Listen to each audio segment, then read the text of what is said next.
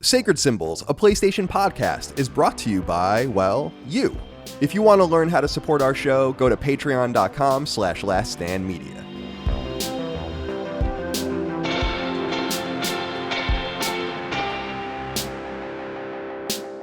Hello, everybody. Welcome to Sacred Symbols Plus, your twice weekly podcast supplement from Sacred Symbols. And I am so excited today because I have an awesome special guest here with me to talk all about PlayStation VR2. It is Bryan Paul from PSVR2 without Parole. How's it going, man? It's going pretty good, man. Thank you. Thank you for having me. This is really exciting to be back on the channel. Yeah, man. I was just telling you before we started recording that long before I think I even started working for Colin, I know that I've seen a bunch of your videos. Like, you were one of my go-to guys if you're looking up to try to figure out if you want to invest in a VR game or see what's going on, what's new in the space. And so it's awesome having you here. And I know the other thing that's really important too is that based on that last episode we did, our audience really wanted to have you back. And so to have you here just a little bit after launch when we've kind of gotten comfortable with the new hardware, it's really exciting. So, I mean, congrats, first of all, on I'm sure the channel right now is doing like super well. You've stuck to VR even at a time when it maybe felt like Sony kind of put it on the back burner for a while. I don't think it maybe felt like that. I think that's exactly what happened, Dustin. Like, for the last 2 years of covering PSVR1, it was a ghost town, right? It's like we cherished every single game that came along, but a lot of the games that came along were kind of trash. And so it's like, so not only was there a lot of time to fill, but even when new games came around, it was like, this is all we've got. I was like, do I need to go back to flat screen gaming? Like, I don't know like how much of a role VR plays in your life, but I missed out on so many essential flat screen games last gen. Like, I didn't play God of War. I didn't play Spider-Man. I didn't play, you name it. Days Gone is the only one I played. And I started playing it only because of the lack of games to play on PSVR. So I missed out on all of these essential games on the flat screen. And in order to play things like Sam and Max VR, which were just kind of garbage. Yeah.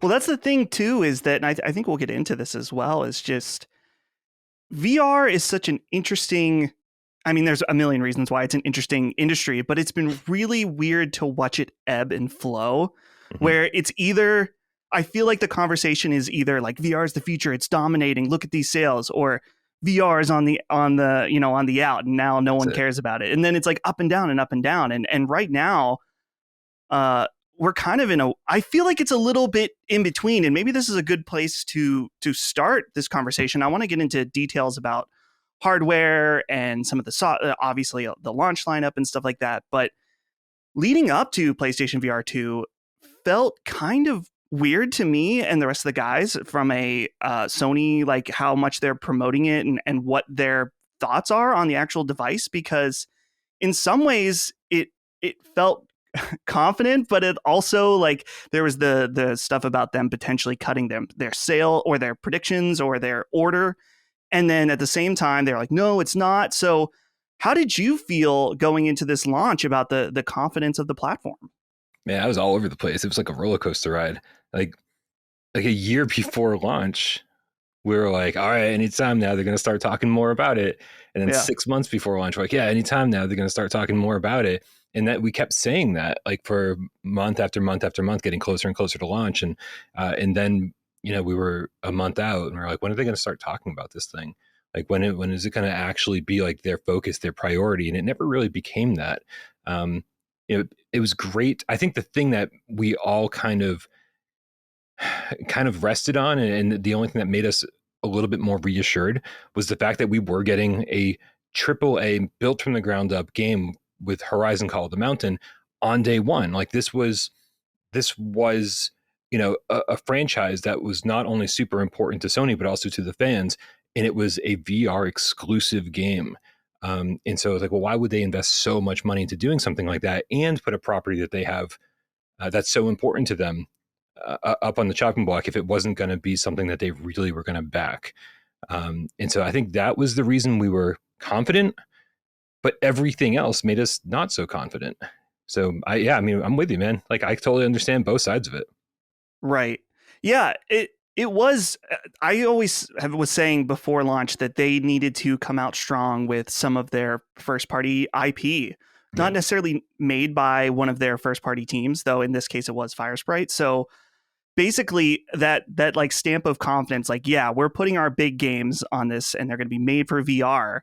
But and I think this is kind of an interesting aspect too, going into launch. And man, I saw so many debates about this, and I'm curious about your thoughts. Is that I feel like the price point, which wasn't that different from the last PSVR, put a damper on things. And it's funny thinking about it, just in that if you compare any comparable PC VR headset, you're looking at significantly more. But the Oculus Quest completely changed the conversation around the economics of VR headsets. And Right. so when people saw this price point and suddenly it became this huge no-go.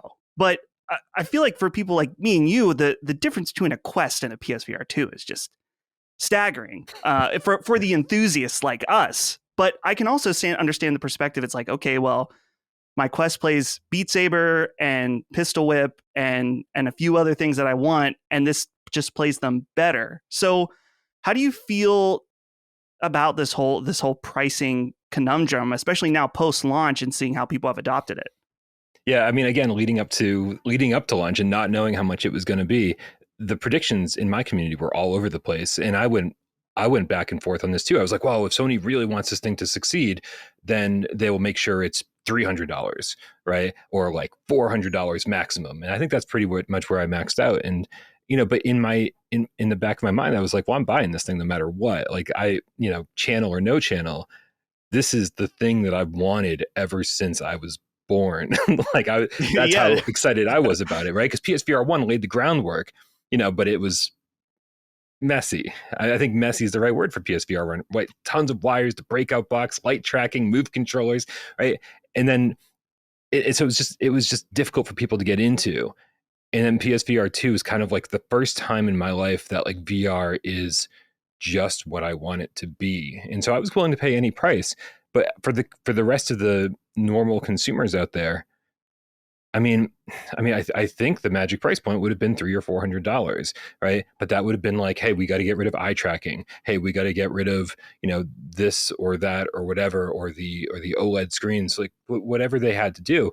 And I think if they really wanted to make PSVR2 successful on day one, that they could have done that. But I think their vision for this is long term, and so $550 is like, you know what? Maybe the sales won't be great year one. I don't think my guess would be that sales weren't great day one, right? Because it's $550. People are waiting for more games to be announced. Where's Half-Life Alyx? Which is a question that's getting real old. But yeah. But you know what I mean though. It's like we're kind of like the test market. We're the guinea pigs. And then as we get to holiday 2023, holiday 2024, holiday 2025, I think that's where the big push is for this thing is really going to be. And they'll have the bugs out of the way, and they'll have all of these things that came up at launch unexpectedly. Those will be out of the way, and then there'll be an insane amount of games to play as well. Also, sorry, sirens on my end. Oh, you're good. So I do think that for the average consumer, it's expensive, but you and I know that it was a decent price. But yeah, it's like how much, I don't think Sony's taking a loss on this thing. I think Sony was like, we got to make sure that we are profitable on this from day one in case it all goes south right away. Yeah. And I think what was interesting too, just talking about the lead up and the pricing, and because I think that I was in the same boat, that I said that the VR market had changed, that it was no longer viewed as just a premium device, but also something that you could buy for $300 or $400 with the Quest. And it's so funny because just in that short amount of time, we saw the tables kind of turn on Meta with the Quest in general. And now them with the Quest Pro and stuff like that, and just overall seemingly what feels like a lack of vision, I guess, from an outsider perspective, viewing what they're doing. The the PSVR kind of became, or the PSVR2, at least for me, became a much more exciting prospect in a lot of ways. But Bryan, I want to jump into the hardware, and we can talk of, like, I have a whole section about the future, which is really exciting as well. But as far as hardware, I have to say that I was really, really impressed day one with this thing in a lot of ways. And I guess I had high expectations, and I was shocked that some of the things that I thought would be cool were even cooler. Specifically, I mean, the eye tracking. The first time you boot up Call of the Mountain and it asks you if you want to look at a menu or choose a menu with your eyes, you're like, oh, okay.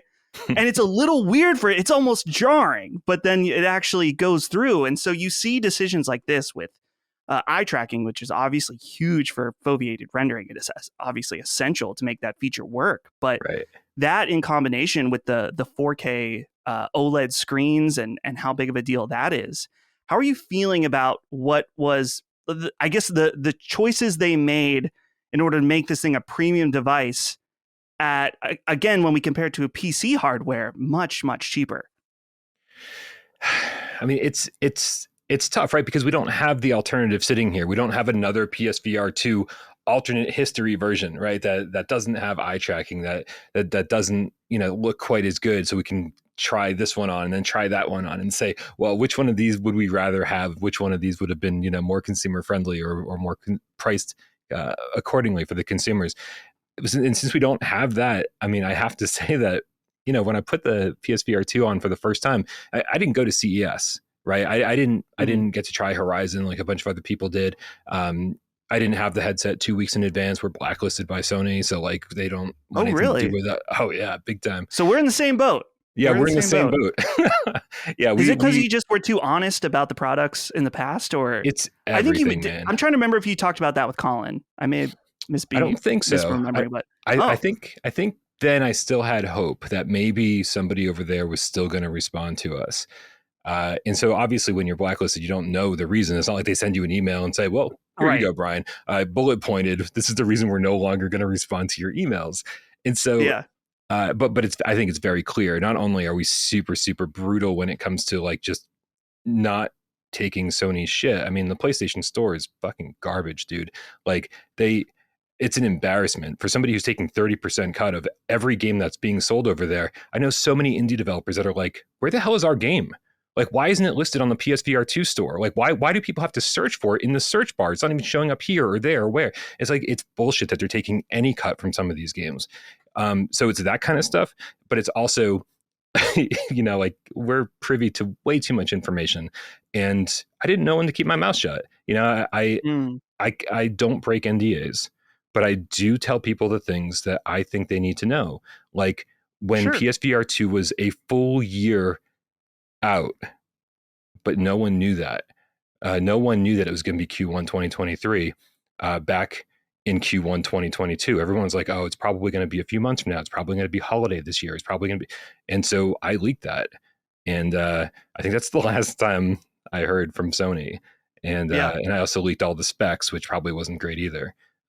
So, but I'm not gonna not do what I do because I'm worried what Sony might think. It's the last thing I care about.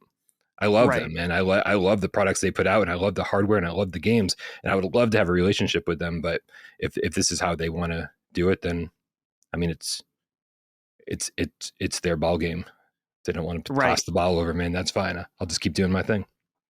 Well, that's the thing. I know our audience hears this all the time, but we intentionally don't work with Sony at this point, and it kind of gives us a different edge, like a more honest, we're not worried about our relationship and keeping that. And it seems like you were in the same boat where it's just like, I don't serve Sony or anybody else. I serve my audience that supports me. So I love to hear stuff like that, which is, it's not something that all content creators will do. So we'll leave it at that. We definitely went off on a tangent though. That wasn't the question. Oh, no, asked. That's okay. So it was on day one. I had to wait for the FedEx guy or the UPS guy or whatever to show up, and I'm sitting. I have a live stream scheduled right, for day one live stream. I set it up 70 days before launch, and I was like, day one launch, live stream, and I was like, I don't even know what I'm going to play. But I had built myself a racing rig. Actually, I should say thank you to all the game cats out there who bought me a racing rig and a G29 racing wheel and everything else. And just for Gran Turismo 7. And so that's the very first thing I played when I put my headset on. And I did not activate the VR mode until the live stream started. And you've played Gran Turismo 7, I'm assuming? Oh, yeah. And Yes. so that the world map is in cinema mode. You get to the race, that menu is in cinema mode, and then the race starts, and you're still in cinema mode, and then it does the 3, 2, 1, and bam, throws you into and it's the most jarring thing ever, but in the best possible way. I was like, because if you'd played Gran Turismo 7, Gran Turismo Sport on PSVR1, or if you played Drive Club on PSVR1, certain things looked really good, but not everything looked really good. And when you just thrown into this, I mean, I was speechless. All I could say was, holy shit, because I was just floored by how amazing it looked. And that this was my first use of eye tracking. I'm like looking here, looking there, looking all over the place, and I can't tell that the foveated rendering is following my eyes. Everywhere I'm looking in the race is sharp. I was like, this is the most amazing thing I've ever seen in my entire life. If this was $1,000, I would have bought it. I'm like, I'm in love with this. Yeah. So, I mean, as far as I'm concerned, it was worth every penny. I love to hear about that story about GT, just because GT was the first time I used the PSVR2. It was a really unfortunate situation that we had our live event in Houston the week that weekend of launch. And so my unit showed up the day we left. And so I was able to get it off my porch. And then I was looking at it, and later that night I was like, I got to leave. Maybe I can get 15 minutes in with this thing, but I wasn't able to, which sucked. So I was waiting. We had a great event, so I can't complain. But someone there, shout out to my friend John, one of our listeners, brought his racing wheel rig to his hotel. And we happened to be in the same hotel, and I saw him because I saw him talking about it. I was like, dude, I got to come try your wheel. And it was amazing. Again, I love the foveated rendering, what I think is so cool is that you really, initially, if you know about it, you have the technical, you understand how it works, you instantly want to break it. You're like, okay, I'm going to try to look over here. I'm going to try to see it in the corner. And you can't. You just can't. And something that when I've shown PSVR2 to people and I'm explaining the foveated rendering, it's on the social screen. I'll be like, okay, look up in the top right corner. Now look over here. And then I can be like, I can tell where you're looking. Right. And it's really quite shocking in that I know that we've had eye tracking on flat screen monitors. Like it's a thing that has existed, but to see it work so well right out the gate is really shocking to me. Just that it's like, hey, there's no, this whole solution of it being able to render just where you're looking totally works. Like there's no like, it's a little fuzzy around the edge of the outside. It just straight up works, which is crazy. And so the other thing I wanted to ask you about, I guess so we can just kind of open up, is that I love that you mentioned how immediate the difference is in that, and this is something I was saying on Sacred Symbols last week, I think that's understated with PSVR2, at least from the people I've seen, is that with the original PSVR, you were getting a massive downgrade in graphics just for it to work. Mm-hmm. And that was kind of understood. You're like, this is a new, exciting medium of gaming, I guess you could say. And so you understand there's going to be some trade-offs. And with PSVR 2, they're just not quite. I mean, there are some trade-offs. The game doesn't look quite as nice when you compare it. But as you said, when you first boot up a Gran Turismo, you're like, damn, this looks as good as I remember it looking. And then, of course, like Digital Foundry will go, you can see the difference. But the fact that you really are getting, I would say, comparable PS5 quality games on the headset is insane.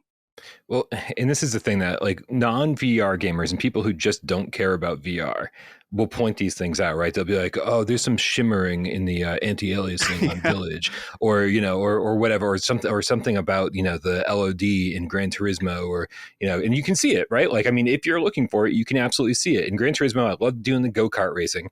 And people's heads will actually disappear at a certain distance, right? That's part of the LOD. And so it's like, all right, that's fine, right? But but what the fact is it's like you said, it's so close. It's very comparable to the PS5 flat screen experience. But what I don't get the argument I don't get is that I will take a little shimmering on the edges of Resident Evil Village to be in the game. Like I'm inside the game, right? Like it feels like I'm really there. Like Village is terrifying. Like everybody was like, "Oh, dude, like you're the biggest fan of Resident Evil 7, and you're just not going to find Village very, very scary. It's just not a very scary game, dude." I'm slowly working my way through that game. I've done like 3 2-hour live streams so far, and for half of that, I'm curled up on the floor trying to make my way through the game. It's like VR changes everything. Like that game is so much scary in VR. It's like to the point where I'm so glad I didn't play it. I held back from playing it on the flat screen because I didn't want to ruin, like even before they announced it was coming to PSVR2, we just were so hopeful that we all just decided not to play it. And so you get to be in the game. And so whatever small sacrifice it takes to be inside the game, this is a dream we had since the Lawnmower Man. This is a dream we had since Nick Arcade. Like this is a dream I've had since I was a little kid, like to be able to be in a game in virtual reality. And the sacrifices are so small to be able to do that that's where I don't get where all the complaining is coming from. People who, I mean, as you mentioned before the show, like on the PSVR2 subreddit, there's people in my community, there's people everywhere. And it's like, they just can't enjoy the headset. It can't enjoy the experience because they're looking for these minute details. They're focusing on that. And I was like, how this is the greatest gaming experiences I've ever had in my entire life. Like, I don't understand how you can get bogged down in that and not just have fun and enjoy what it is. Yeah, I'm in agreement. Just that, I mean, Resident Evil, it's funny thinking about that, because I'm sure that when I was playing it, which, dude, I totally agree with you. When I mentioned it somewhere and someone either responded to me or left a comment and was like, well, Resident Evil 8 isn't that scary. Like, no, it's fine when you're playing it on a flat screen, but it hits completely different in VR. In fact, like for me, horror and VR is, I don't want to say it's a no-go, because I like to push myself somewhat, but I just know, like, I'm playing through Village a little bit at a time. There's certain parts of that game that I just don't know if I'm going to be able to do, because I know what's coming. It's almost worse that I know what's coming. Yeah. But people have warned me. They're like, this part is going to kill you. And I'm like, I'm not there yet. Don't talk about it. Yeah, exactly. So I think we've talked a lot about like these different positive aspects, but I think it's worth bringing up some of the things you mentioned, particularly some of the stuff that people are really focused on. And I think there is some merit to some of the things they're saying, but sure. I've seen some crazy shit, man, where people are ordering, like, returning their headset to order a new one to hopefully get a better like production lottery of what their screen is like. And particularly, the main thing I've seen is about this Mura effect and how it's been a total deal breaker for some people. And so I guess for our audience, because I think that some people, I would guess a lot of people listening to this might not even know what that is. How do you feel about, or I guess if you could explain what Mura is and how you feel about its effect on the community? I mean, trying to explain what Mura is, I mean, the best thing I could probably do is say that people are mistaking it for a screen door effect, right? People are saying that it's like this mesh that like you're kind of seeing through when you're playing. And what it is when, as it's been explained to me, I'm not a hardware guy, right? Like when it comes to, I'm all about games, and that's what I care about. But I'm very lucky that I'm surrounded by people who know way more than I do about this stuff. Mostly my co-host Wes from Virtual Strangers. He's a very technical guy. And so the way he's explained it is that like when there are two pixels next to each other that are similarly colored or the same color, they're not able to display properly on OLED panels. Now that creates some sort of weird mesh effect. I don't ever want to tell somebody I don't see it, right? Because it is absolutely there, but it's one of those things that you see when you start the game. And then as soon as you like kind of like let your eyes rest and focus on the game itself, you really never see it again. And so, and that's again, like that kind of puts me in the same boat that I was talking about, where it was like, I just don't understand how people can focus on this so much. It's like those 3D eye. You remember the 3D drawings that you'd always see in the mall, and yeah, they just, you'd have to like put your face up to them. Yeah, those are crazy. Right? It's like that. It's like when you first see it, that's all you see. And then you let your eyes relax, and then you see the image, and you're like, how did I not see that before? It's fantastic. Right. You know, it just reminds me of that. It's like you get to let your eyes relax and get to let yourself relax and just enjoy the game and take it in. I mean, I don't want to discount it, though. I don't want to say people's complaints aren't valid, because they totally are, right? Everyone's looking for something different. And I do think that, you know, leading up to launch, a lot of the people who said it's crystal clear. And that was, I think, my reaction when I first played it. It's crystal clear. But then when you get into the minute details and you start saying, well, it's not because of this reason and this reason and this reason. But I do feel like if you've been playing VR headsets for years now, you're like, yeah, it is crystal clear. And then there's a tiny asterisk next to it that says, but there's also this stuff too, that if you're sensitive to it, that's also there. Right. For me, I feel like I'm with you in that I can see the Mura, whether it's like, I almost feel like in certain situations, it's like a light haze, but it's very specific. And then for me, the immersion factor on other aspects of the game just kind of makes me forget about it. Like you said, once you let your eyes kind of just adjust and you're playing the game, you're not, at least for me, I'm not thinking about it. I will say that I think of probably a more valid complaint, at least that I have with the headset, is the so-called sweet spot being very specific in this headset, where, and I've seen it's been interesting to see people react in different ways, and how they're like, okay, well, you might not just be sitting at the quite right angle on your head, or what you need to do is go through pass-through mode and then get the text aligned. And I kind of actually agree in some sense that it's like, yeah, it's a little harder than I would like to dial in and keep there. But at the same time, I feel like I understand. I'm willing to deal with these annoyances for how awesome the other things are. But do you feel like the sweet spot, I was trying to remember how it compares to the original PSVR, and if it's, I feel like it has to be smaller, right? The problem is that PSVR2 is so much sharper resolution wise that you notice when things aren't perfect, right? PSVR1. I never thought about it that way. Right. I played so many blurry ass games on PSVR1 that like it didn't matter if you were even remotely close to the sweet spot. It wasn't going to look good. Right. And so I think we got used to like this sort of, if you played Resident Evil 7 on PSVR1, it looked great. But man, the resolution was not great. You know, so it didn't matter if you were in the sweet spot. It was just not going to look super crisp and clear. And so here we are. I think it's probably the same size sweet spot. But the fact that it's so clear means you've got to, if you want that perfect image, you've just got to kind of get it in the perfect spot. And it's something that I think on day 1 and day 2, I was like, how do I, let me double tap the PlayStation button and make sure the IPD is in just the right place and do this and do that, whatever.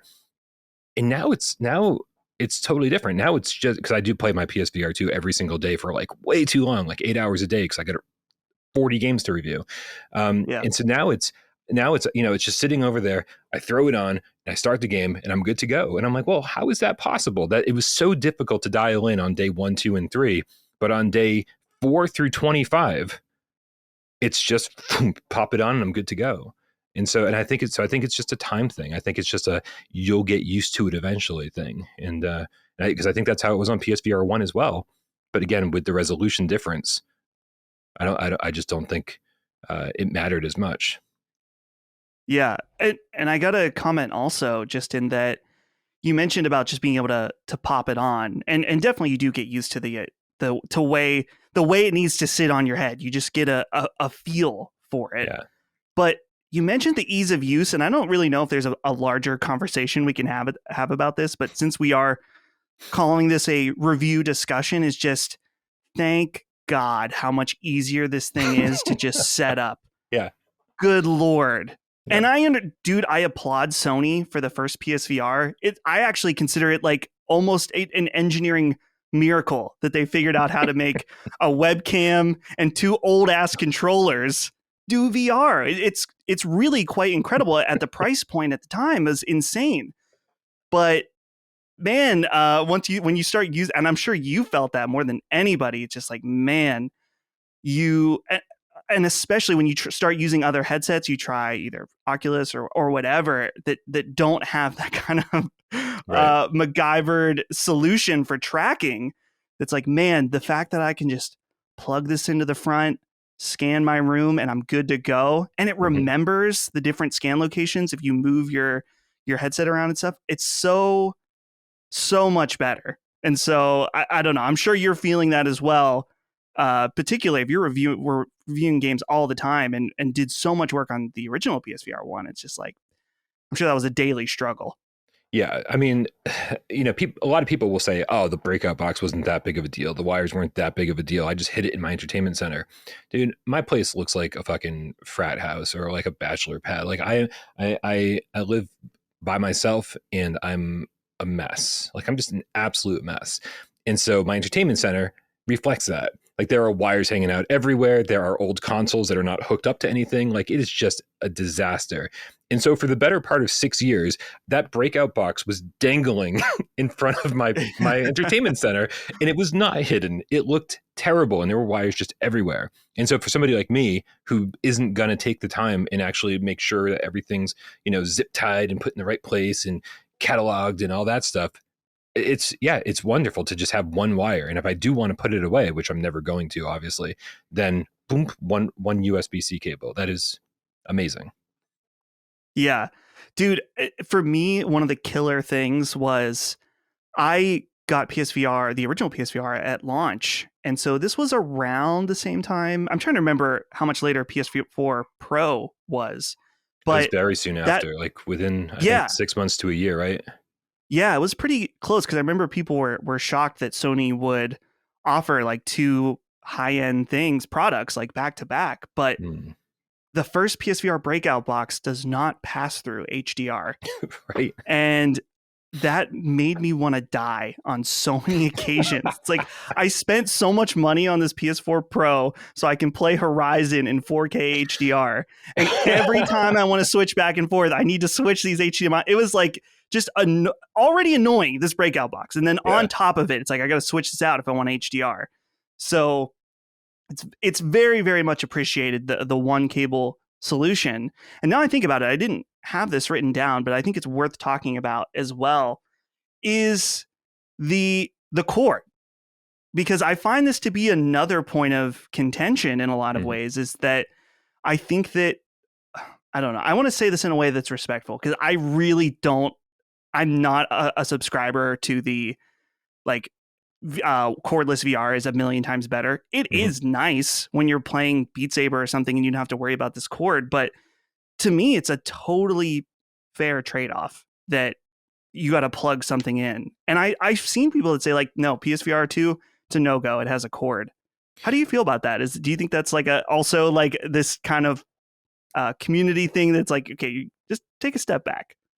Yeah, I don't know, man. Like, I don't want to. The problem is you dive too close into this topic, and then you get into like the whole console war conversation, right? Because people are very, very defensive about their Quests and other headsets, and that's fine. You know, like love the thing you love. That's what we do. You know, people get real mad at us for not covering Quest, and they're like, you know, PlayStation fanboy, the whole thing. And I was like, I just love what I love, man. Leave me alone, you know. And so. So when it comes to it, I love what I love, and I got a Quest 1 and I got a Quest 2, and those things were plugged in 24/7, Dustin, because I just didn't. Yeah, because the battery life is crap, right? And and they're like, but no, if you spend another $150 on it, you can make it comfortable and have a battery pack. And I was like, I'm not going to spend another $150 on something that I don't even love to begin with, right? Like it's fine, right? And I just didn't like. I only really, I mean, after a couple of years, all I was playing on it was like PokerStars VR and Walkabout Mini Golf anyway. So it was like, you know, very few and far between. So I'm not going to spend $150 to make this thing that totally works when it's plugged in, playable. And so do I care about the wire? Absolutely not, because I play with all of my headsets, wired or not, plugged in. And so it doesn't really matter to me. Yeah. I'm in the same. Well, I guess I'm in the same boat. I was always shocked at the Quest. I'm like, man, I always got to charge this thing all the time. Mhm. But and I understand that there's like I was saying earlier, there's that freedom that comes without the cable. But it's all about, I don't know, that the trade-off. And I think the cable that comes on the PSVR2 is a nice, like it's pretty flexible. It's the right length. It's perfect, I would say, overall for what it needs to be.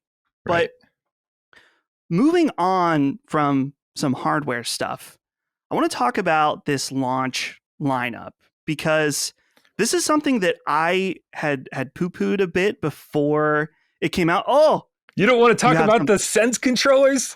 I'm glad you brought. I thought I wrote that down, and then I did. I guess I didn't.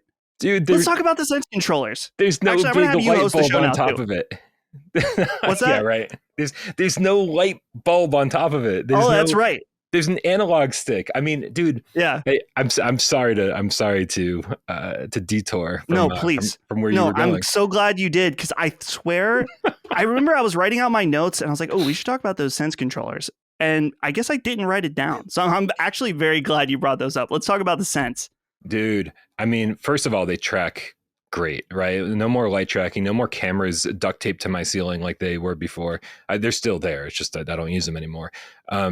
Dude, we asked from almost day one. I had a petition out there. I think the petition is still up on change.org. We were asking Sony, please, please, please, for the love of God, give us Move controllers with analog sticks. And they never gave them to us, right? It's like the aim controller was the best controller we had because it was the best of all worlds, right? It was completely motion tracked. It had an analog stick. It was a two-handed weapon type peripheral. And so this, I mean, for the smallest reasons in the world, are a total blessing. Never mind the adaptive triggers and the haptic feedback and everything else that makes these controllers special. I am so happy with these. I don't think I could be happier with these, to be honest with you. Yeah, I'm in agreement. And I think that's probably part of the reason why I didn't even think about it. It's just that it's so standard now that this is what a PSVR or a VR controller should be. Yeah. But I think it's nice that they definitely are more than just what they need to be, as far as like having a grip button, 2 face buttons, and sticks on each side, like how essential that is. And I gotta say, I am impressed also just with the adaptive triggers. Not that that's something we didn't already have on the standard PlayStation 5 controller, but particularly in a game like Pavlov, where they really have tuned each one to feel distinct. It's immersive on a flat screen game, but when it's in a VR game, I feel like it even is like that little extra step further. Yeah, the gun's in your hand. Like that gun is in your hand, and you look down and it's in your hand, and it feels like it's in your hand. This was something I raved about in Tales from the Galaxy's Edge. Like I didn't care that much about a 2.5-year-old Quest port, but man, they put a lot of love into that port. Like that was really, really good. And the adaptive trigger support was so good in that every single blaster felt totally different than the other ones. I loved it, man. Like that, it makes all the difference in the world. I got to say too about those controllers is I initially, when I bought the PSVR2, I didn't buy the charging station. And I feel like that's like an essential, some kind of charging station, whether it's Sony's or they're coming out with some third-party ones as well. Yeah. Plugging each one of those in every night, I was like, man, I can't do this. I got to get this charging station, which I don't know if you have. Do you have the Sony one where it really shouldn't be that hard to place them in there? But I'm always like trying to like to fiddle around. I'm like, okay, I'm gonna make sure I lock this in, make sure it doesn't melt. Like I've seen a couple of people on Reddit, they've been melting, but apparently they're sweating on them a lot, and that might be a part of it as well. But yeah, did you see any of that? Like people, like some of they're like the controller base where the connects was melting, but then they were also like, I was dripping with sweat. Like, well, that might be part of it. But isn't that just electronics 101? Like, don't mix electricity with water. Like, I mean, again, I don't want to like, tell anybody that they're doing something wrong. It's like, a lot of games are designed for you to sweat. And this charging station, I mean, the charging station, to its credit, doesn't have any like, exposed electric outlet type things. And the dongles are there. It makes it all seem like it's very childproof, right? It makes it seem like it's very, there's rubber bumpers on everything to make sure you don't get hurt. And yeah, so it was definitely shocking to see reports of controller melting. Um, Yeah. yeah, but I did a review of the Collective Minds one, and those have different dongles. In the dongles on those are Oh, so much more magnetic that like you can just drop them in and they kind of boom, suction into where they're supposed to be. And so the Collective Minds one is like $10 cheaper too, or $20 cheaper.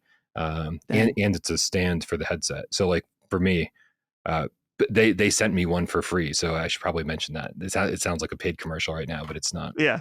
Yeah, Oh no, you're good. it's a good alternative. But dude, when is Sony going to let me buy a second set of Sense controllers so I can keep playing while these are charging? Like that's and how much are they going to cost? I really want to like. There's no way I'm getting a pair of these things for under $150. I don't think. Yeah, you would imagine, particularly because I think that when PSVR came out, the standard Move controllers, they were charging a decent amount for those as well. And these Yeah, like are 100 for a obviously, pair. yeah, and obviously these are way more sophisticated than those, and they're also not old tech. This is like new stuff. Yeah, So that is a good question when they will start selling those, because you got to imagine that people, I mean, immediately on launch day, I'm sure people were breaking them and swinging them into their TVs and stuff like that. And so, yeah. uh, surely there's going to be some kind of solution in the future where people will be able to just pick up a new pair or whatever. Do you have But any injuries yet? Have you hurt yourself from playing? no, not with PSVR2 yet. Yeah. I've for PSVR1, I definitely had a few close calls. Our producer Ben actually smacked his head into my coffee table while playing I can't remember what, maybe he was playing like Super Hot or something, just like bonk, like right in the table. So I had a friend like punch his light and totally like screw up his hand. So what about you though? Have you been, I mean, you're pretty seasoned pro, but anything can happen still. Small apartment, Dustin. That's the problem. Yeah. Small apartment. And so I'm already the racing rig was stupid. Like there's no room for a racing rig. And so that cut into my VR space a little. And also I might be a seasoned VR vet, but I'm a seasoned PSVR1 vet, right? And so I Mm, got real accustomed to having to face a camera and only use turn buttons and never turn my body. And like just that's how I played games. And now I've got a little bit more freedom. And so I playing Horizon Call of the Mountain, I got a little overzealous climbing that mountain. And it's scary, dude. Like I mean, I am afraid of heights. And so that game tested that. And so when I'm thinking more about, oh my God, I'm so far off the ground, I'm going to fall. And that I'm thinking that instead of, oh, I'm in my really tiny apartment and there's a bookshelf to my right. Like, I don't think that. And then I go, boom, crap. yeah. And so I've hurt myself numerous times. I'm really proud of these Sense controllers for not smashing into pieces because I've punched that bookshelf so many times. I think I've lost count. So I'm still getting used to having that extra freedom that PSVR2 allows. Yeah. Well, and that's the thing too, that something that I don't feel like I've seen a lot is that when you're doing the scan feature, that it supports full room scale VR, in that it's kind of like there's like the sitting position, then there's like a standing setup. But if you've got the space, you can really maximize this thing out and kind of go wild. I'm This space behind me for the video listeners is probably the most open area of my house outside of my living room. And even here, I have to worry about there's a ceiling fan that if you're standing in the right spot and you're Man. like punching up in the air, then you're gonna hit something for sure. But I love that it gives you that option that if you've got the space, I mean, you can go for it. You still got to be careful though. I don't know.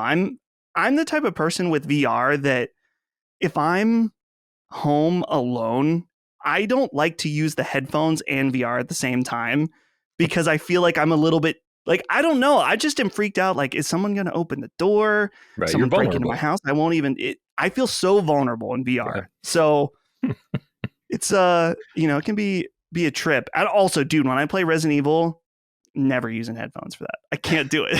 I just am love like, it. dude, I respect that. It's just, I don't know. It feels like it's too much for me. No, dude, I'm a baby. Like horror is my favorite genre because it's the only thing that I can still feel. I can still feel afraid. You know, I don't watch romantic comedies and cry and giggle and stuff like that. I don't Yeah. have those feelings anymore. I don't know. I'm dead inside. But horror still scares me. And so thank God. I mean, VR horror is like the ultimate in scares. And so, dude, like put those headphones in and turn off the lights and like it matters when you're in VR. And and just let yourself get immersed. And like, I mean, like I said, I was in the fetal position for part of my stream, and I was like, but that's what I remember most fondly. Like, Yeah. I'm so scared that I couldn't even convince myself to move forward. I love that shit. So in combination with talking about the controllers and talking about some of the software, part of another contention before launch was the lack of backwards compatibility with Yeah, the PSVR1. I hated that. And yeah, it's one of those things that for me, and something that I tried to justify on Sacred Symbols, is that it sucks anytime you purchased and invested a lot of money into an established library and you have to move on. But what I was trying to explain is that it's so fundamentally different in just the controllers alone, how many buttons there are, how it simply is not one-to-one. And that's not even considering tracking being involved. And so we've seen a lot of different approaches to how developers are moving their games over from PSVR1 to PSVR2. Some, I would argue, are better than others, in my opinion. No argument and, here. and I'm curious how you feel about that, just in that, obviously, I want to support developers as much as I can. I'm totally cool with paying for upgrades that, especially, developers invested time in bringing these to a new platform. I think that they should be paid for that. At the same time, though, we've seen some developers just totally not do any upgrade at all. You got to rebuy the entire game. And for me, that kind of sucks in a lot of ways. And then it's like, dude, I paid for this game. I paid for your initial work. It's not that I'm not willing to support you in the upgrade and pay for that work as well, but no option to upgrade feels a little bad. Do you feel the same way as me, or are you kind of in a different spot? I mean, I'm not a game developer, right? So I don't want to pretend like I know what their finances are like or how this would work, but let's pretend there is backwards compatibility, right? I need to get this off my chest because this is, I am so pro developer, but I'm pro consumer first. I'm always going to be pro consumer first. If there was backwards compatibility, then we would be getting all of these games right out of the gate, right? If Sony had made a different decision, somehow found a way to reverse engineer everything, reverse engineer light tracking and make it work with the Sense controllers and all of that, then great. We'd have all these games and we wouldn't have to pay for them. So, but the other part of that, of course, is that like that the upgrades that most of these games are getting are 4K upgrades. They're taking advantage of the Sense controllers, right? The adaptive triggers and the haptic feedback feels great.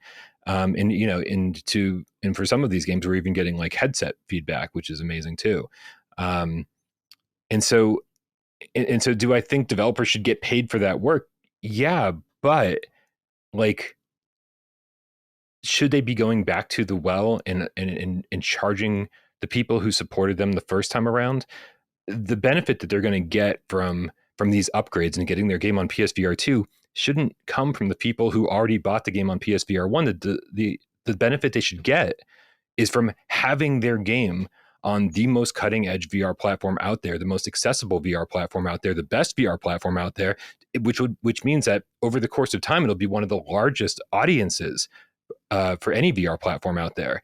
And so they're going to get to sell this game that they already made, that they, and I use quotations when I say this, just upgraded for PSVR2. I'm sure some of it takes a lot of work, but they didn't have to rebuild the game from scratch, right? They didn't have to get the voice actors to redo their stuff. They didn't have to redo the animation. They didn't have to, it's not a new game. And so for some of these studios to charge for a new game is just ludicrous. So the benefit that these studios have of having their game on PSVR2 is to sell them to all these new VR gamers, people who didn't have a Quest, who didn't have a PSVR1. That audience is going to be huge, right? And so to say, well, we don't want to give it away for free to the people who already supported us 2 years ago, 3 years ago is kind of ludicrous. That said, massive asterisk, I would much rather pay for these games and have them on PSVR2 than to not have them at all. And so, I'm pro-consumer, but at the same time, like, I will be pro-developer if it means getting our games over here. Right. I feel like in particular, the example of this that I felt was the most, I guess, crappy for the consumer was Moss Book 2. It came out so late on PSVR. And so you have these people that are holding on and still using the platform when it's largely been moved on from by Sony. They buy and support this game and enjoy it. Mm-hmm. And then, I don't know, was that like a year and a half ago? Not that long that it came out. And now they're like, hey, the VR enthusiasts that bought the game that were still around for Moss Book 2, if you want to play it on your new headset, since you are the guys that are probably buying it day one, you got to buy the game again. It's like, and the worst part of that is that, like, from all reports, if you look at the trophy information, it seems like only a couple hundred people bought that in the first place. So they're really screwing over a very small number of people. So it's not a huge financial loss even to say, hey, you 100 people out there, or 200 or 300 people out there, you're getting, thank you so much for the support when no one else was buying our games or buying VR games. Like, that would have been the ultimate nice guy move. And they just decided, oh no. And again, they actually did something that was pretty nice, is that they lowered the price of both games significantly. They bundled them together so for a much lower price. So I think I think most of our audience skipped out on Moss Book 2 because it was $40, which was crazy. It's like, that's way too expensive. And Sony hadn't announced what's happening with PSVR2 yet, whether it be backwards compatible. So a lot of people were smart enough to say, let's hold off and not buy this thing until we find out if we should be buying it or not. And so now I think you can buy both games in the bundle for $40, which is actually a pretty good deal. So at least they lowered the price, and I can kind of get behind that model. Right. Yeah, I am in total agreement, man. And that's one of those games I haven't played Moss Book 2 yet, or actually I played a little bit of the first Moss, but those are two that I definitely want to get to. So seeing them in that bundle is nice. But yeah, those few hundred people, it's like, man, those are your hardcore. They're the ones that are still sticking around, and they're the ones that are telling all their friends to play this game if it was awesome, which that's what I heard, So, but aside from this backwards compatibility stuff, let's talk about the big three, which I think we've talked about all three of these actually throughout this episode. But I feel like this was the big three for Sony with this launch. And that's, of course, Gran Turismo 7, Horizon Call of the Mountain, and Resident Evil Village. Mm-hmm. And I love how this kind of showed a wide array of what this device is capable of. Particularly, you have a game built from the ground up with Horizon, Resident Evil being a first-person game that's an excellent conversion, and then GT7, which is just the fact they made the whole game playable in VR is just shocking. Really, especially when you get your hands on it, you're like, this whole game I can play in VR is awesome. Yeah. And I think that, again, this is something that was understated by me, that thinking about these three games, I'm like, man, even if you didn't buy anything else and you bought the headset and you're like, okay, I've got these three games, you are set for a while, in my opinion, particularly with GT7. So I don't know, man, I'll throw it to you here in any which way that you want to go with it, like how these games spoke to you or which one you like the best. It sounds like you've been really deep into all three. Yeah, I finished Call of the Mountain. I put probably 60 hours or so into Gran Turismo, and I'm just trying to, something that like the channel doesn't usually allow me to do. I'm trying to just enjoy Village because Resident Evil 7 Biohazard was probably like just my favorite game. It might be my favorite game of all time when you play it in VR. And so like I played it on the channel for like over and over and over again, like for 6 years, man. Like I probably did 5 complete playthroughs, I'm guessing, and I was trying to platinum it. So I did a platinum run. I was trying to do a speed run in order to get one of the trophies and just unlock everything. And I just loved that game. And I was like, well, it was also terrifying the first time too. So like, and I didn't play it on stream the first time I played it. And so a lot of my viewers were like, well, we don't want that moment to get lost. And so I was like, well, how do I cover this then? Right? Like, how do I share with people my first playthrough of Village, but at the same time, not get pulled out of the experience by listening to comments the whole time. Right. And so I decided I'm streaming that game 2 hours at a time. And while people can watch and comment, I can't hear them. I'm playing the game as if I'm playing it all by myself, but they can watch me and listen to me while I do it. And And dude, that is like just something I'm cherishing, because I'm really just, soaking in these 2 hours at a time. I'm trying to make it last as long as possible, because I know that I'm going to play the crap out of this thing over the next few years. So I can't speak to that full game. I'm probably not even halfway through at this point, but man, is it just perfect. Like, it is so, so, so good. I think the bigger one that comes up for debate, though, would probably be Call of the Mountain. I think Horizon is a game that I don't think anybody knew what to expect. I got real hyped at one point and was like, Fire Sprite's an amazing team, Guerrilla's an amazing team, Horizon is important IP. Could this be our Half-Life Alyx? Right? Could this be our, the built from the ground up game? Village is great, but it is, for all intents and purposes, a flat screen game that got thrown into VR really well. So could this be our exclusive Alyx? And I don't think it is. Right? It's great at what it does, but I don't think anybody was expecting like 8 hours of just climbing. How much of it have you played? Have you gotten a chance to spend much time with it? Yeah, I think I'm basing out my progress based on the hub area where you go to the thing where you see the different places. I want to say I'm probably about 2/3 of the way done at this point. Okay. And I gotta say, the more I play it, the more I'm kind of over it. And it's not that it's bad. It's just that I feel like I've gotten the climbing experience that I want. Yeah. Though they do. Okay, so I want to retract a little bit, because they are peppering in new things. Like when you get the thing where you, it's almost like a zip line. I guess not a zip line, but a grappling hook, where you kind of like can, grab things and then swing over. I think that's pretty cool. But at the same time, sometimes I'm like, man, I really like these new things, but then they're just kind of like space between. It's like, okay, I'm climbing up another thing over and over again. The puzzles are all right, and the combat, I don't know. I'm kind of, sometimes I'll go through a fight and like, man, that was sick. That was like perfectly paced. I felt like the perfect amount of challenge.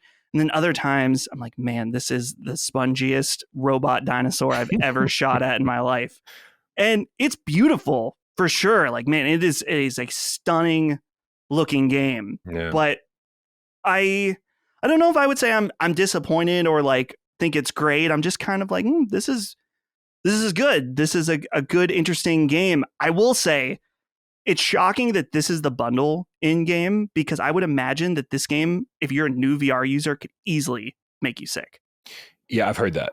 I've actually heard that. And my theory was that there's so much climbing, because climbing is the thing that would probably keep you from getting sick, right? Because you have full control over your hands and you're doing this, and it's not, and your body is kind of okay with that. It's usually when you're pushing an analog stick to move forward and your body's doing nothing, that's usually the thing that like triggers motion sickness. And so I've heard people are getting sick even just from the climbing. And so I'm a little surprised myself. I think Gran Turismo would have been honestly a much better packing game. I think that would have shocked everybody and been like, this is amazing. But I guess that game had been out for a little while. Resident Evil had been out for a little while. And so you can't really have a packing game, right, for a headset with that's technically been out for a little while. Right. And speaking of GT7, what is so cool to me seeing this game is that I'll see like sim racer YouTube channels like trying this out. I'm like, okay, I don't really know what to expect from this. And it's becoming, for a lot of them, like the way to play the game. People that love this game are like, this is it. And you got to wonder, from Polyphony Digital's perspective, they knew this was coming when they were designing the game. And I just imagine they're like, just wait. Like, just, this game is awesome in flat screen. You're going to love it. But VR for this is a game changer. I saw people, and obviously this wouldn't apply to everybody, but people are like, once I got used to VR and how it's set up in my rig, I was getting better times on tracks in VR, which is just insane to see that level of interaction with the device. And so I guess what I want to ask you, Bryan, is, were you a sim racing guy at all? And was this the thing that got you in, like me? Yeah, I mean, this is the thing that got me in, but I don't think I'm a sim racer fan. I think I'm a Gran Turismo 7 in VR fan. Like Okay. that is the extent of where I'm going to go with this. Like I have this racing rig, and dude, what I want is for Namco to get off their ass and give me another Ridge Racer game, right? I want another Whoa. Burnout Yeah. game. I'm an arcade racing fan, right? Where are those games at? That's the next step for me. Like I want to drift around these corners at like 200 miles an hour and just like, kick on the nitro or the nitrous and speed off. Like, I don't know, man. Like that's the kind of stuff I want. I'm the sim racing stuff. It starts off so slow, right? You're in like these crappy little cars and you're doing your license test and it's all like really short stuff. And I think that's really good for new VR gamers, right? Because it's like you're moving slow and it's sort of like easing you in, like almost unintentionally, because Gran Turismo has been this way forever, right? So it's like it just sort of naturally is a fantastic ease you into VR type game. And so like, and now that, but then once they ease people in, it's like, then I want arcade racers and like, just be like, oh my God, I can't even believe we're moving at this speed. Although some of the later cars in Gran Turismo 7, I can't believe I'm moving at that speed. Some of the sports cars, man, like it's intense. Like it's just, I'm scared to hit the gas all the way. That's how intense it is. Yeah. Yeah, but I'm not a sim racer fan, and this is and I've gotten just enough into the kind of more nerdier aspects of Gran Turismo 7 in order to like learn what my car needs in order to have better control, better brakes, better this, better that. But that's as far as I'm going to go with it. I think I might be in the same boat in that I recently got a wheel after that experience where I tried it in that hotel room. I was like, I gotta do this. Yeah. I don't know if I'm gonna love it forever, but I gotta try it out. And day one, having it in the house, I was like, I hate this. I regret doing this. Because I was so bad. I was so terrible at it. And then I was like, you know what? I just gotta stick to this for a little bit. And then the next time I sat down and played, and I wasn't as gung-ho about trying to race as fast as possible and learn the ropes, it totally changed everything. And I love too, this is a game that I've shown to a few people that have tried VR before, but not quite like this. And my one friend, he was like in the car and he's just like, oh my God. Oh my God. Oh, like he just couldn't, he was like speechless from playing this game. And for car enthusiasts too, just being able to see all those interiors, it's awesome that Polyphony is such a cool and unique team in their attention to detail with these vehicles. And they're really able to like show off their work now in a new way through this game. So one question I want to ask is in regards to Village, in that when VR was first kind of coming out, there was people that were trying to play Half-Life on an Oculus dev kit, immediately making them sick, and stuff like Team Fortress 2. And the common knowledge at the time became VR games need to be created as VR games. You can't just slap a VR mode onto an established game and have it work, which was true in the early infancy. But now we're starting to see some really impressive conversions. And I think that Resident Evil Village in particular is probably the most impressive conversion. Yeah. And almost to the extent where I would say it 90% feels like it was made for VR. Yeah. There are some quirks, particularly with cutscenes and stuff like that. But do you think that we're going to see more VR conversions? And maybe this is a key to kind of the proliferation of VR in consumers is like, hey, I like that game. Now I can be in it. Yeah, one of the things that we had actually leaked from a developer summit, for one of Sony's developer summits, was that part of the strategy for PSVR2 is something called hybrid games, which is exactly what we're talking about with Resident Evil. Ooh. And so, yes, built from the ground up games for VR are awesome, right? Because you can't get those anywhere else, and this is the only way to play them. That's a thing that, think of all the Horizon fans out there. What are there, 20 million Horizon fans out there? And then they look at this and go, oh, I have to buy this headset in order to play the next Horizon game? That's crazy. And so I wonder how many of those fans get converted because of PSVR2 in this exclusive Horizon game. I don't know if it's effective or not, but that is a way to get people to buy a PSVR2 headset. I think another way to get them to buy a PSVR2 headset is to take the best games of the last, of this past generation, Gran Turismo and Village, and then say, oh, by the way, you already have these VR games, right? And so I've never agreed with I follow a lot of developers on Twitter. I follow a lot of VR enthusiasts and evangelists and all that nonsense on Twitter. And I hate that point of view that games have to be created from the ground up for VR. We have, dude, there's so many games on the flat screen that would just be, I mean, system sellers, super immersive, just perfect. I mean, I've been saying for 6 years, where's BioShock VR? Yes. Right? BioShock We're on the same wavelength, dude. one of the That's greatest the one. games ever made, right?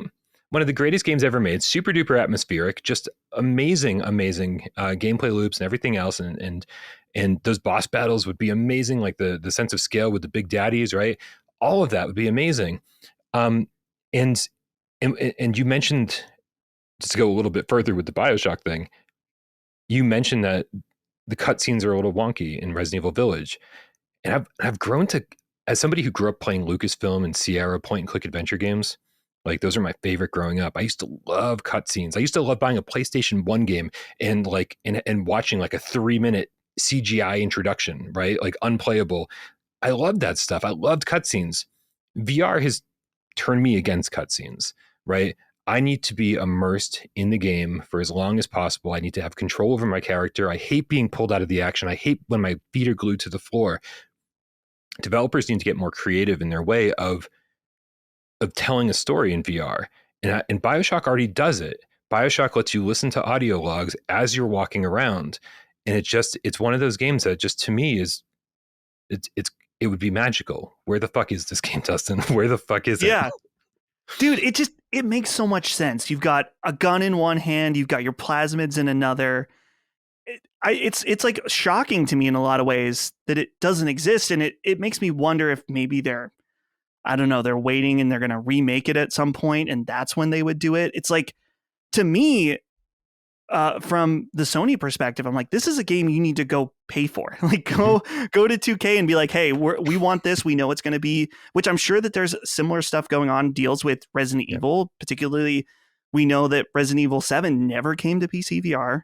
And very well might be the same case with Village, but go to 2K and be like, we want to make this happen. And I love this. I'm really happy to hear you say that it is an initiative for Sony for these hybrid games, because I really do feel like there's so much untapped potential. We've figured out the things that we need to figure out in order to make these games work. We've seen it time and time again. I know the first one for me that made me a believer was Skyrim VR, that I thought, surely this can't work. This game wasn't meant to do this. And it had its quirks, of course, but it really showed. It's like, no, we can convert these games and make a pretty awesome experience, which, by the way, we need to get Skyrim VR on PSVR2. That's the update. I know there's so many jokes about re-releasing Skyrim. It's like, yeah, I want one more. Yeah, PSVR2. we'll pay for it again. Yep. Oh, yeah. And Fallout 4 just got a PlayStation 5 update recently, right? And it's like, could that be a PSVR2 secret thing? I don't know, man. Yeah. But here's my hope, man. During one of the last big gaming events, Ghost Story Games, which initially were Irrational, right, who made BioShock, they revealed their new game, which is Judas, and that looks just like BioShock. So, like, I'm just secretly hoping Sony's been talking to them, being like, listen, you got to make Judas for PSVR 2. Like, make this a hybrid game. Dude, yeah, that would be so incredibly sick. It makes me excited just thinking about the possibilities. So we've talked about these three big games, but the real, I would say, the bread and butter, but the workhorse of VR is the smaller titles. And we saw recently in the PlayStation blog write-up that both Pavlov and Kayak VR were huge sellers on this system. And so I currently have Pavlov, and I've been checking that out, and it's been pretty fun. I haven't played Kayak yet, but for you in this launch, what do you think are some of these standout smaller games that have really filled out the library for you? Yeah, I mean, I'm actually working on my Saints and Sinners Chapter 2. I don't know when this thing is airing, so this is going to date the episode, but that's okay. Okay, I'm working on my Saints and Sinners Chapter 2 Retribution review right now, and dude, it's one of the most beautiful games on PSVR 2. Like, Horizon, very, very pretty, right? Does the whole foliage thing and like just like looking out into these distant horizons and makes you feel like you're like up high. Resident Evil, like perfect implementation of the PlayStation 5 version of the game. Gran Turismo, very realistic. Kayak VR, almost photorealistic. But Saints and Sinners Chapter 2 is like the highest resolution and possibly the highest frame rate I've seen the PSVR2 running at. Like it's just, even though it's got this comic book art style, it just is amazing. And the Saints and Sinners games are just fantastic. Like if you like zombie games, you like crafting, you like survival stuff, like this stuff is amazing. And the studio is killing it. And so they're re-releasing Saints and Sinners Chapter 1 and Chapter 2 on the same day, which is the 21st of March. Highly recommend those games. And you know what, man? Like I got to guess, this is like therapy right now for me, right? Because I just feel like I need to get a lot of shit off my chest. No, please. That's why I'm having you here, man. Okay. Lay it on me. One of the biggest criticism I've seen, and I've seen it everywhere, I don't think I've ever watched anybody talk about the PSVR2 launch without saying, but most of these games are available on other platforms, right? They talk about games like Demeo and Pistol Whip and this game and that game, but no one is mentioning that these versions of these games are the best versions of these games that you will play anywhere. Like they're better than the highest the highest PC VR versions, like when you max out all your sliders on PC VR, it's better than those versions of those games. Even things like Demeo. I don't know if you're familiar with Demeo. It's like a tabletop RPG game, 4 players. So much fun. I played it on Quest. I had a blast. Dude, it's like night and day on PSVR2, right? And so when people are like, oh, what are the hidden gems? Like, what are the indie games? I'm like, right now, all of them. Like, I haven't played a game on PSVR2 that I've been like, this isn't very good, right? I haven't even started up Drums Rock. Like, Drums Rock is just like a kind of like, Guitar Hero type drumming game. And everybody I know, I haven't even started up. I'm just taking my community's word for it. Everybody I know is like, this game is way more fun than it should be. Like, so I don't know if there's a bad game out there yet. And so I just don't think people should discount, like, they're like, oh, there's 40 games at launch, but like, 34 of them are available on other platforms. It's like, yeah, but those are the worst versions of them on other platforms. We got the best version. Like, why aren't people talking about that? Star Wars Tales from the Galaxy's Edge might as well be a different game than the Quest 2 version. Like, it is night and day. It looks like it was made for PSVR 2. Very impressive. I like and don't like what you're telling me, Brian, just because it's something that I was already kind of feeling. In particular, for me, two really big games for this launch are Tetris Effect and Res Infinite. Yeah, and games. I had expectations that I'm like, these are going to look better. Cool, I'm excited. And then both of them, I'm like, damn, these are way better, and they were totally worth the upgrade. And then another instance where I saw Thumper and I'm like, I love that on PSVR 1. I got a bunch of other games. I don't need to pay for the upgrade right now. I'll get it later. And I said, fuck it. I'm just going to get it. And then as soon as I started playing, I'm like, holy shit, this is so much better than it was before. And you're talking about when you're playing Thumper, by the way, I'm sure you already know this, but don't use the analog stick when you're using your DualSense controller. Use the triggers, because that grinding effect of the chrome against the wall, that feels amazing in the Sense controller, or the DualSense. Yeah, absolutely. When I discovered that, it took a little bit for my brain to switch over, but I'm like, I want to use the triggers. It feels so cool. Yeah. So that's just from PSVR, but some of these other games that I've been thinking about, you mentioned Demeo. I'm like, I have that on Quest. I don't need to get it again. A couple other things. And now I'm like, no, I had this feeling that I should get these again, but I was trying to resist. But hearing you say that, I'm like, damn, I know he's right. That it really is like significantly huge upgrades. Even that Star Wars game, I totally wrote that game off. It's like, I don't need to play that. It's I think I jokingly said that it's like a stinky Switch port, not Switch, but like Quest, a Switch game, that it's like a Quest. Oh, it's gonna gotcha. look gross. And then I saw your review on it. I'm like, damn, I didn't want that to be good, but now I feel like I got to play that too, because it looks awesome. So I think you're totally right in that it's like, yeah, who cares if they are available on other platforms? A lot of people don't have those other platforms, and they're coming from either PSVR 1 or no headset at all. And that's going to be super valid, as you said, in the years going forward when more non-enthusiasts start picking that stuff up. They need to have these games that are on other platforms. And it is awesome that they're better than anywhere else. Which have you felt a bullet go by your head in Pistol Whip yet? That's the other problem.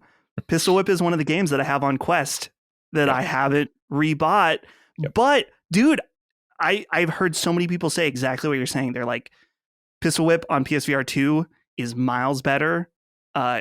It's worth buying and picking up again because just how much better it is. And so is it like rumble in the headset that it whizzes by? Yeah, it feels like it, you can feel it. You're like, oh my God, like I didn't even know that bullet was so close to me, and boom, I just felt it go by my head. Yeah, Song in the Smoke, dude, like one of my favorite games of the last generation. Amazing survival game, awesome crafting game. Song in the Smoke is incredible, and that team is incredible. They just blew it out of the water with their rekindled version, and the rekindled version is exclusive to PSVR2. Like the PC version's not getting an update, the Quest version's not getting an update. Oh. Like, so they pushed the graphics as far as they could, with that art style, and it looks great, crystal clear. And then yeah, you do the same thing there. You go into a pond, and there's a waterfall, and like you put your head underneath the waterfall and feel the vibration. Like, it's just so cool, man. It's like all these little things. They added a jump button, so because before you had to kind of teleport up to click. Yeah, very cool. Yeah, dude, it's awesome to hear about these games, just because I know that there's other stuff that like already I want to buy and check out. Demio in particular is one that I'm really interested in checking out again. Dude, and it's crazy too. Listen, oh, good.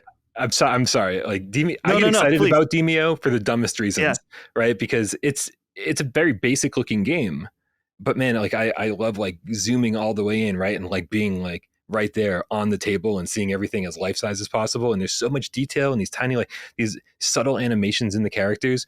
And then my favorite thing to do is when I'm holding my deck of cards up, right? You've got like a handful of 7 to 11 cards or so. And it's just like rolling my laser pointer cursor over them and just feeling the super subtle haptic feedback in the controller as I'm, it's like, so you like feel each card as the cursor rolls over. It's these little tiny details that you just don't get anywhere else. And it's, I mean, I don't even know like how to review that game, like, because like that's such a stupid feature, but I love it so much. Yeah.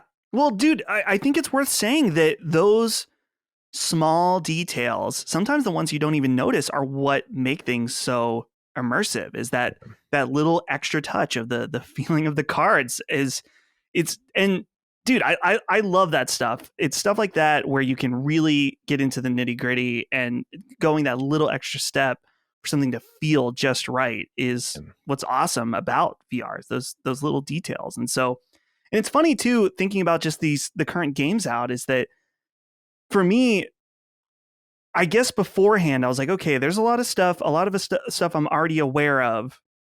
So I won't have a lot to check out. And now, like we've been saying, it's like, no, anything you've overlooked, second guess it. Like, you might want to take a second look. And two, I think the other thing worth stating is that the launch, there's so many awesome games, and there's not even the most popular VR game in the world right now on the platform in Beat Saber, which I love Beat Saber. Don't get me wrong. I've played it for hours and hours and hours, but it's like, to me, it's like, it's okay that it's not there because I have plenty of other awesome stuff. And dude, shout out to Synth Riders, which I'm seeing it's kind of been like their moment to shine because of Beat Saber not being around. People are looking for that kind of experience. And so they're really able to get something going. Is that Harmonix, right?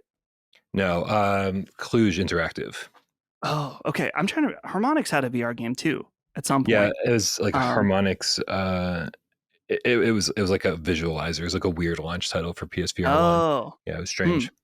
Yeah. Okay, so I guess I don't know. I feel like there's so many different other ways and things we can talk about. I feel like you and I could talk about VR for another. We could talk for hours and hours and hours, and maybe we'll have to do that in the future. Is just kind of check in and touch base. But I think that I don't want to end things on a negative note, but I think it's worth saying that I'm getting a sense of concern from people in this community and people that have invested just because they don't know what's next, specifically from Sony. And while we talked about all these amazing smaller experiences that really aren't the small experiences, but that's how people view them because they're not Horizon, Sure, right? Or yeah. GT, that I think that people feel like, well, Sony hasn't detailed what their first party is coming from this. And so are they going to turn this into a PlayStation Vita if it doesn't work out? And so do you feel like some of that concern is valid, or do you feel like, and I think you kind of referenced earlier that this is more of a long-term plan in that they're kind of just hooking the enthusiasts right now? I think the concern is only valid if you're also concerned that PlayStation 5 isn't getting any games, right? Because Sony's just not talking at all, right? It's not just about PSVR2. There's been a very awkward silence from their end for quite a while now. Even the last state of play was like, I mean, besides Resident Evil 4, it's like, what's going on here, right? Although I will say Journey to Foundation from Archiac looks amazing. So yeah, if that's not on your radar for PSVR2, it should be. But yeah, I mean, I just think that Sony's been real quiet. I don't know if it has something to do with like the Microsoft deals that, you know, they're trying to prevent, or if they've just, it would be impossible for them not to have anything to say, right? It's been so long since they announced a new title, first party, and they have 23 first party studios. Is that accurate? Like, sounds about right. Yeah, Colin would know the answer right off the top of his head, but I don't. Exactly. And so, I mean, let's assume there's 23 studios. We don't know what at least 20 of them are working on. But what we do know is that if this focus on hybrid games for PSVR2 is even remotely accurate, then like, let's say 25% of those 20 games in development from all these different studios are PSVR 2 hybrid games, like they're flat screen games that you can also play in PSVR 2. That means, I mean, even getting 5 titles for PSVR 2 from first parties over the next couple of years, I think would be amazing. Yeah, absolutely. And I think that the thing for me is that it's like, surely they're making another Astrobot game on PlayStation VR. And that's like, to me, it makes sense that they don't need Astrobot at launch. Like, that's the game that when they can do a little bit of a price cut or they're pushing for a holiday season or something like that, it's like, dude, that's when you bring out packing Astrobot game, right? Yeah. Yeah. Oh, dude, absolutely. I have to ask too, we touched on it lightly earlier. It's the question that's been on everyone's mind for months and months and months, to the point where we're sick of hearing it. Do you think Half-Life Alyx will ever come to PSVR 2? I mean, I think so, right? I don't think Valve is holding on tight to that property or that specific property. I don't think that they care about exclusivity. They've actually said in the past that they'd, like to get it out there. And so obviously, yeah, I mean, I do think that we'll get Half-Life Alyx at some point. I don't know when. I feel like that would be the perfect holiday 2023 title, right? Like, if you weren't impressed by the launch lineup, if you aren't impressed by what's coming down the road, what gets announced by third-party stuff, by third-party studios or indie studios throughout the course of this year, well then, maybe they have to have like this huge title that hits home at some point. And I do think that Sony's going to have plenty of those huge titles that hit home. But I also think that I don't think Half-Life Alyx is necessary. I should say that, right? I think PSVR 2 is going to have a wonderful life all on its own, with or without Alyx. But I've said for the better part of a year or two now that I would like PSVR 2 to be a place where we do get the best versions of all these Quest games, the best versions of all these PC VR games, all of our favorite PSVR 1 games. I'd like it to be a place where we could play everything VR, so we didn't have to like go invest in a high-end PC or a secondary headset. And so for those reasons, I would absolutely love Alyx to get here sooner rather than later, obviously. But, do you think it's a possibility? I think it is, but I'm with you in that obviously Alyx is an amazing game that I played. It's one of the best VR games ever. But at the same time, I'm in agreement that there's so much good stuff currently that I think that if that's kind of one of the things that people are hanging on as an essential, I'm like, it's all right. Like once you play Alyx, it's obviously you can play it as many times as you want, but it's like you play through it and that's kind of it. So it's not something that we can hang the entire platform on. Right. As far as having Alyx. It's like it's awesome. I hope we get it. It would be great. I'd love to play it again on this platform. But I'm in the same boat. It's like you're missing the forest for the trees here. Like there's a lot of really awesome stuff, and just because it's not Half-Life, it's worth really taking the time and really diving into some of these other titles. So overall, though, man, it's been so awesome to just discuss all of this stuff with you. Just because Colin is checking out Call of the Mountain. He's not super into it yet. He's kind of concerned that he thinks there might be something wrong with his headset because it's not quite sharp enough for him. Mm-hmm. Which I don't know if that's a Call of the Mountain thing. I don't know if it's a headset thing. And Chris just got his unit. So being able to deep dive about all this stuff has been awesome. And I'm sure that our audience is going to love this episode as well. But I think this is probably a good point to kind of wrap things up. Just because, like I said, we could talk forever, and I'd love to have you on again, maybe in a few months from now, where we can kind of just deep dive once again about the platform. So yeah, dude. Once Sony starts talking, like, because there are so many questions, like about Half-Life, about first party stuff, about like where the fuck are PSVR1 games? They're first party stuff. Where's Blood and Truth? Yeah. Where's Everybody's Golf VR? Where's Wipeout a Mega Collection? Where's the Persistence? Like all of this stuff deserves to be on PSVR2. Why wasn't that there at launch? Right. The hope is, I'm like already starting another conversation here accidentally, but like the hope is that maybe those will be PS Plus titles, at some point. Maybe we'll get those for free or something like that. And with free PSVR2 upgrades. But the fact is, yeah, dude, I am 100% down to come back and talk like once Sony has started talking and we kind of have a clearer vision for the future. 100%, man, I will come back and we can talk all day about this shit. Hell yeah, dude. So for the audience out there listening, obviously they know you are PSVR without Parole. And I was telling you before we started, I had to give you some shine, and just that I love that you've found your niche and you've just been dedicated to it, and you've been rewarded with that, with an awesome audience. And obviously our audience looks to you as well. So congrats on all of that. And I'm happy that, like we were saying, that you've been revitalized with a new platform for your channel, which is great. Where can the audience find you? And what are all the different things that you're doing on YouTube?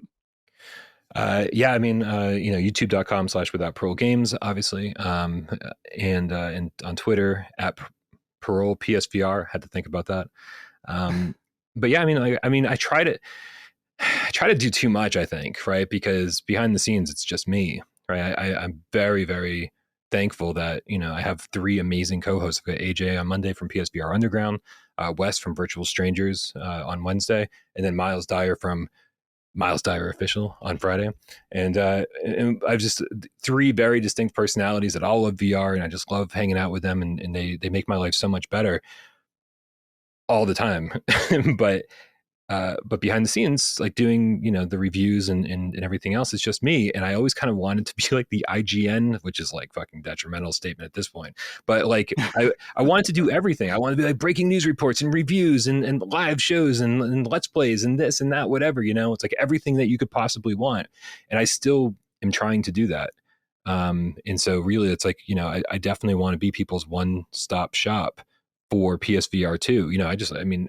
I was against uploading trailers on the channel, like back on PSVR1 era. But I was like, oh man, it's like, if people don't go to PlayStation's YouTube channel, then they might not ever see this trailer. And so like, I re-upload trailers now too. Like I just want it to be everything you need for PSVR2, because with PSVR1, it was at a certain point, I was the only stop for that, right? Like, a lot of people, maybe some people covered it at launch, not really. And even the people who did kind of fell off after a while, especially when it wasn't the preferred platform, especially when Quest took over. And so I don't know what's going to happen with PSVR 2. I don't know if, all the people who are covering it right now are going to continue to cover it, if I'm going to be needed or whatever. So I just kind of want to make sure that everything that you might need is there. It sounds like a weird way to run a YouTube channel, which is like technically my small business. But I don't know. I just try to do everything. And I'm just very thankful, dude, that like your viewers care and that my viewers care. The fact that anybody cares what I have to say about anything is like the coolest thing on the face of the planet. You know, you and I talked a little bit before the show that, like, you know, I watched Colin and Greg on Beyond, and then of course when they started Kind of Funny, and then, you know, obviously Sacred Symbols, or Colin's Last Stand Media, the whole thing, and the fact that I'm here right now, man, is like fucking crazy to me. And so I don't know. That was a long rant to say thank you for having me.